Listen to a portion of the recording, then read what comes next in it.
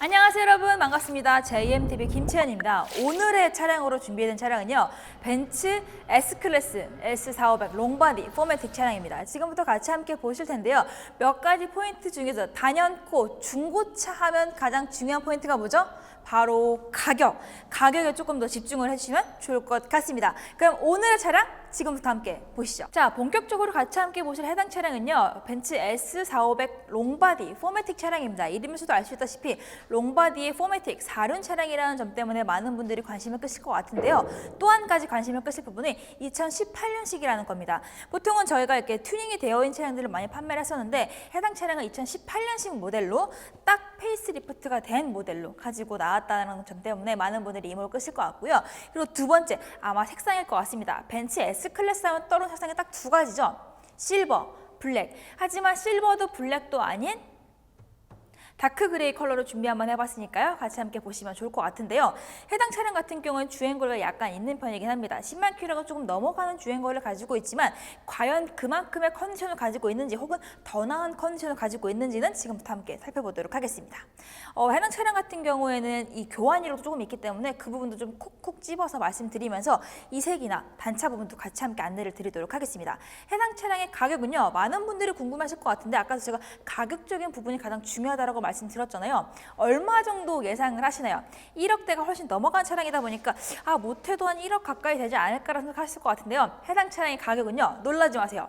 6천만 원이 채 되지 않는 5,900만 원, 5,900만 원에 소개를 시켜드리도록 하겠습니다. 그럼 바로 가시죠. 자, 앞면부터 한번 보도록 할 텐데요. 블루라이트로 앞쪽에 세 줄이라 언더라인으로 쫙 들어가 있는 이 아이라인이 가장 크게 많이 바뀐 부분입니다. 이 부분들 때문에 많이 튜닝을 하시기도 하는데 이 튜닝 비용만 못해도 400에서 500 정도 되다 보니까 무시 못하죠.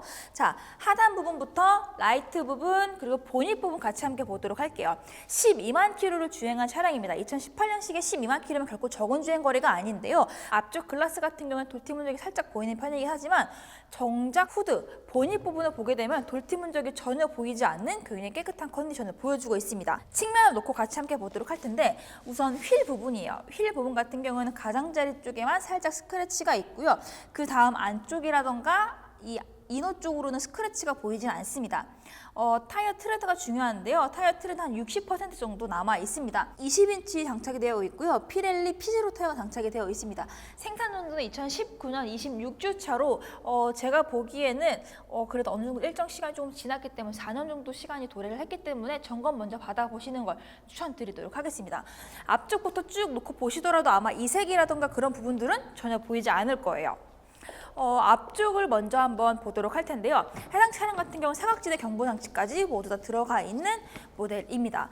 도어부터 보도록 하겠습니다. 열선 시트, 통풍 시트, 메모리 시트, 워크인 디바이스까지 모두 들어가 있고요. 벤츠 S클래스의 상징인 붐메스터 오디오까지 들어가 있습니다. 안쪽으로 들어가 보면요, 2018년식부터 바뀐 부분이 있죠. 핸들 쪽에 있는 터치 조작 부분 들어가 있고요. 안전 옵션들도 확인을 하실 수가 있습니다. 스마트 크루즈 컨트롤, 헤드업 디스플레이, 차선 이탈 경보 장치까지 모두 다 들어가 있는 것을 확인하실 수가 있고요. 가장 중요한 화이트 콕핏이 쭉 연결되어 있고 전자계기판으로 들어가 있다는 점, 헤드업 디스플레이가 안 들어가 있는 경우가 정말 많은데요. 해당 차량은 들어가 있다는 것도 하나의 키포인트이긴 합니다. 소프트 클로징 도어까지 당연히 들어가 있고요. 가장 단점으로 하나만 좀 꼽아주세요 라고 한다면 해당 차량의 단점이 존재하긴 합니다. 하나의 단점을 뽑자면 바로 이 워터 스팟입니다. 너무 거슬린다 하시는 분들은 제거를 한번 하시고 타셔도 좋을 것 같습니다. 트렁크, 리어 패널 이쪽이죠. 그리고 트렁크 플로어라 가면은 이 차체 바닥이 있는 부분입니다. 후미 충돌 사고가 한 번 있었습니다. 그러다 보니까 뒤쪽에 팡 하고 부딪혀서 사고가 발생을 했는데요.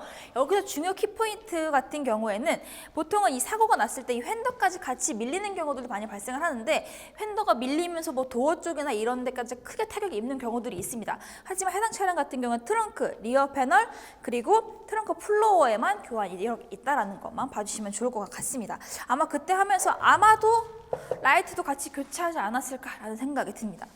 저는 이 라이트 같은 경우에는 소모품이기 때문에 오히려 교체가 된 거를 더 추천드리긴 합니다. 왜냐하면 이 친구들도 수명이라는 게 존재를 하니까요.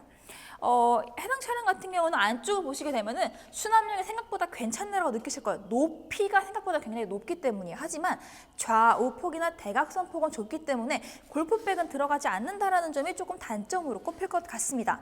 근데 짐을 많이 실기 위해 S클래스를 구매하지는 않으시다 보니까 이런 부분 같은 경우는 간단하게 스킵하셔도 좋을 것 같습니다. 아까 제가 교환 이력이 있다고 말씀드렸죠. 그러면은 트렁크랑 리어 패널이랑 이쪽 범퍼랑 분명 같이 교환이 됐을 거란 말이에요. 그럼 궁금한 게 생기죠. 이색이 없을까? 그럼 어디를 봐야 돼요? 앞쪽 도어랑 같이 함께 연결해서 보시면 되는데요. 단차 나는 부분이라던가 이색 나는 부분 전혀 확인되지 않고 있습니다. 해당 차량 같은 경우에는 가솔린 모델이기 때문에 디젤이 아니어서 뭐 요소수 같은 거 들어간 타입은 전혀 아니고요. 이쪽에도 보시면 요거 하나 좀 짚어드리고 싶은데 옥탄가가 98이에요. 그 많은 분들이 꼭 고급유를 넣어야 되나요? 라고 많이들 여쭤보시는데요. 옥탄가가 높은 차량을 구매하신다면 고급유를 넣으시는 거를 적극 무조건 권장을 드리고 있습니다.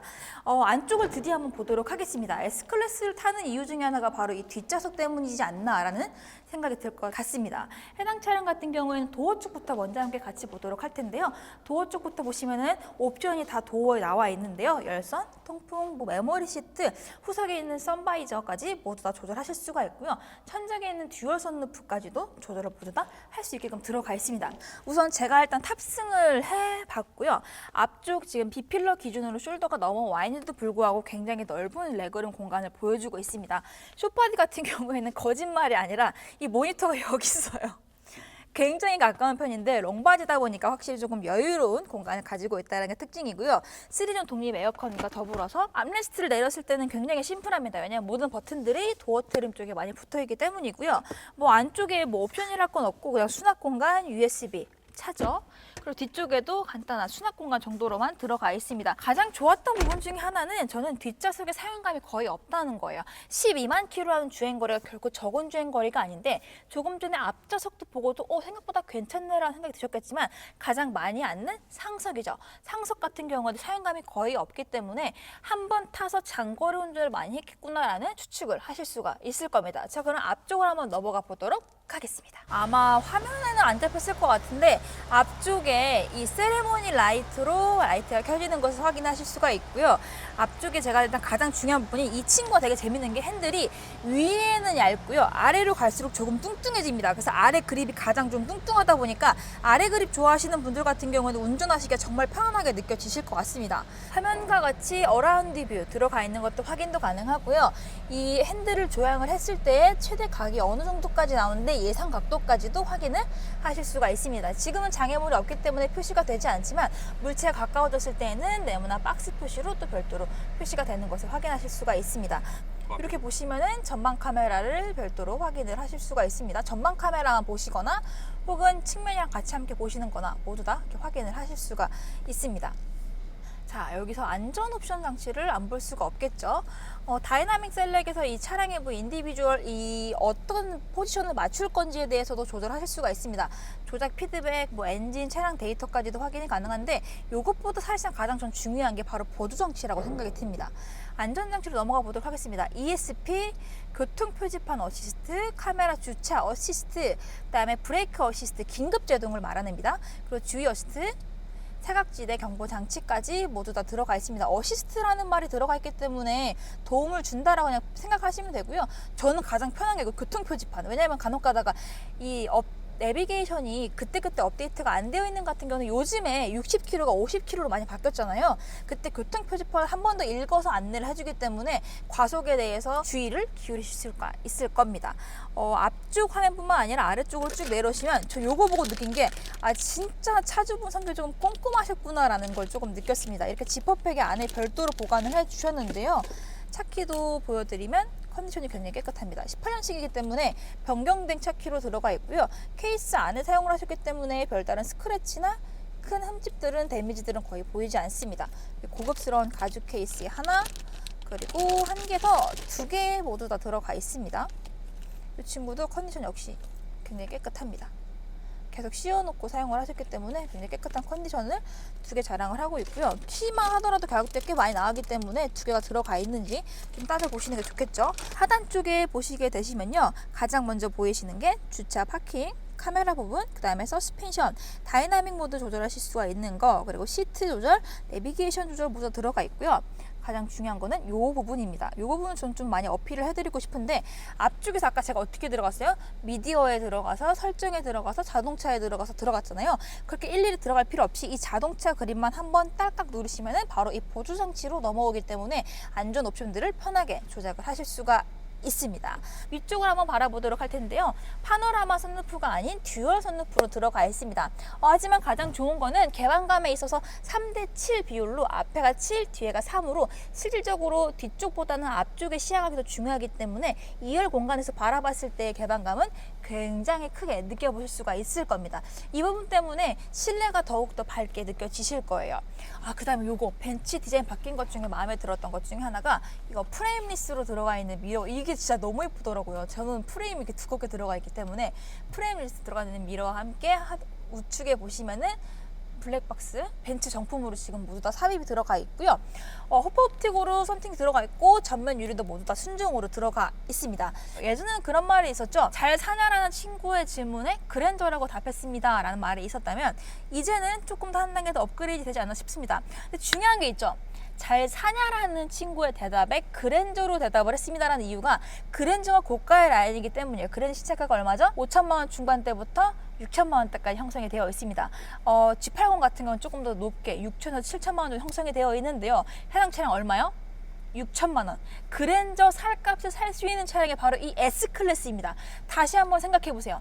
친구가 성공했냐라는, 친구가 잘 지냈냐라는 말에 나는 벤츠 S클래스라고 대답을 할지 그랜저라고 대답을 할지, 가격은 동일하다면 여러분들은 어떤 걸 선택하실 건가요? 자, 어떠셨나요? 생각보다 가격대가 꽤 나갔을 거라고 생각을 하실 거예요. 신차가만 놓고 보더라도 1억에서 2억 중반대를 왔다 갔다 할 정도로 굉장히 고가의 라인인데, 거품 싹 빠진 차량으로 준비 한번 해봤으니까요. 예치금 10%, 단돈 10%만 지불해 주셔서 이 차량 꼭 한번 타보시면 좋을 것 같습니다. 어디에도 없는 기회, 오직 정호모터스에만 있는 예치금 시승 서비스 꼭 한번 이용해 보시고요. 맞지 않는다면 3일 시승 기간 내에 언제든지 반품까지 가능하니까 마음 놓고 시승해 보시면 좋을 것 같습니다.